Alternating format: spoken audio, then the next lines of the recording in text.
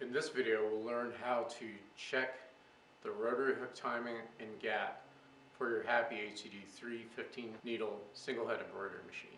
The reasons to check your rotary hook timing and or gap are the following.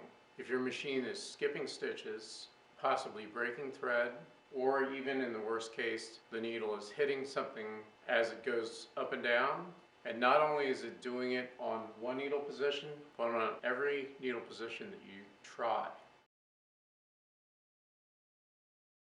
To check your rotary hook timing and gap, first remove your bobbin case. Also unthread the needle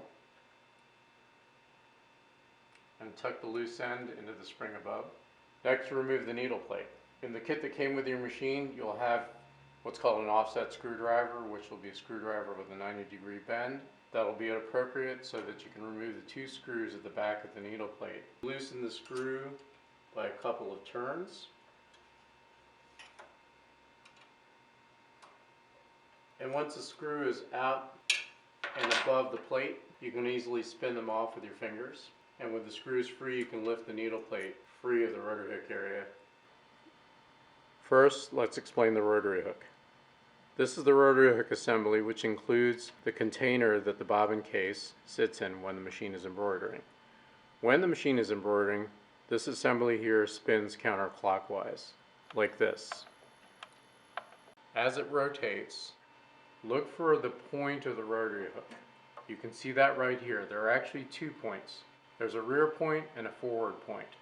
This front point, it is the job of the point of the rotary hook to arrive behind the needle and grab the upper thread and form the stitch. So here we see the needle on the way down, and as it comes down, it will reach a bottom and then start on its way up.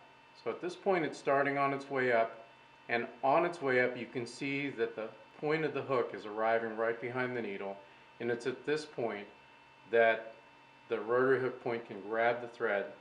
When you're Happy embroidery machine, it's easy to check if this is happening at the right time because there's a dial on the back of your machine that shows you the position of the stitch cycle at any given point. Where the needle and the rotary hook point meet should always be at 25 degrees. Once you've removed the needle plate and the bobbin case, you can check rotary hook timing by going to your control panel, and from the sewing screen, go to the main menu, press Other, and choose Maintenance.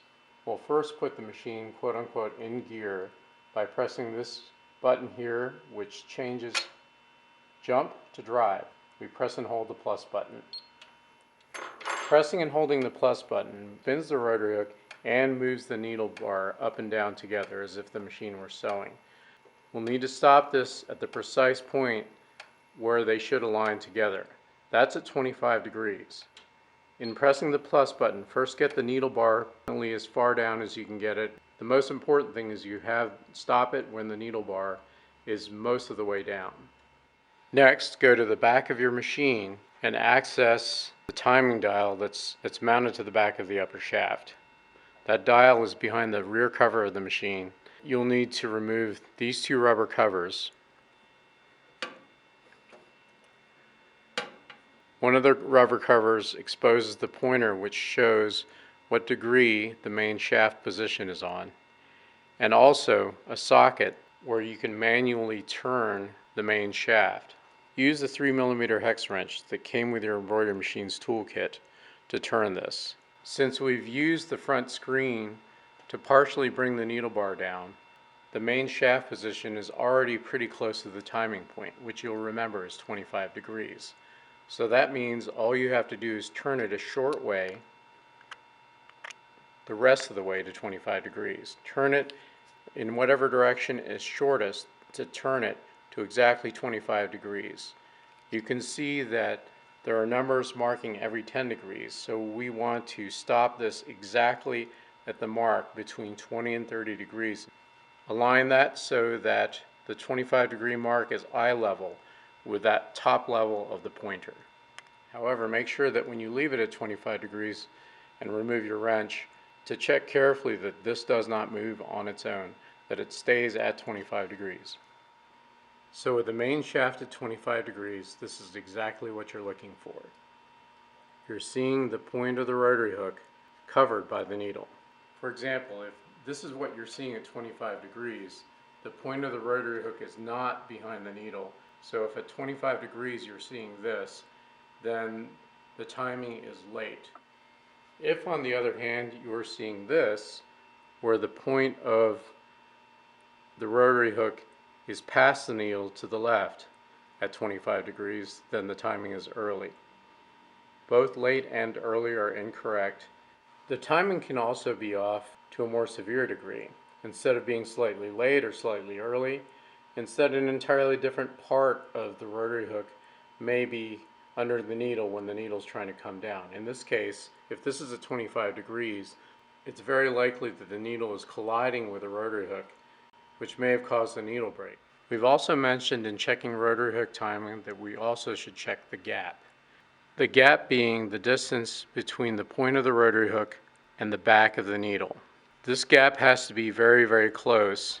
The proper gap between the tip of the rotary hook and the back of the needle should be so small that you can barely see clear air between the back of the needle and the tip of the rotary hook. A common test is to push a flathead screwdriver against the needle and push it backwards so that you can actually see the needle deflect backwards until you can feel it make contact with the rotary hook.